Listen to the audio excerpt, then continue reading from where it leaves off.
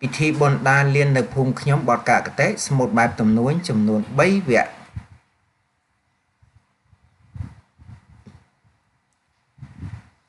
បុណ្យដាភូមិខ្ញុំអើយវិញពូជួបជុំសប្បាយរីករាយនៅក្រោមដើមពោធិញញឹមពព្រាយខ្លាំងរែកទូលស្ពាយអើយនំហូបអាហារមីងពូទាំងអស់អើយចាស់ទុំស្រីប្រុសអើយ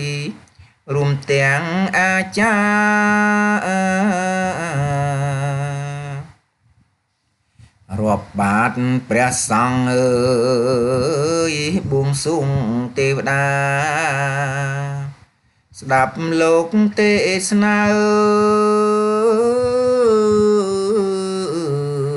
យប្រាថ្នាសុខសា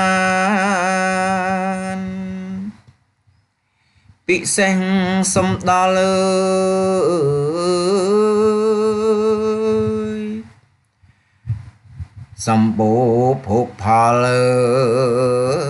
យជួបសុខខ្សែមខ្សាន្តប្រកបរបរអើយស្រែចំការបានរុងរឿងកើងការអើ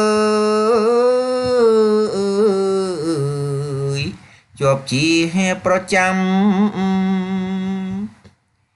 បាទកັບនេះសប្តាហ៍ថ្ងៃមានក្នុងកម្មវិធីសិក្សាភាសាខ្មែរថ្នាក់ទី3មេរៀនទី26ទំព័រទី82ស្មូតនិងរក្សាសិទ្ធិគ្រប់យ៉ាងដោយបាប៊ូនីបញ្ញាបត្រចង់ពួកអក្សរសាស្ត្រខ្មែរ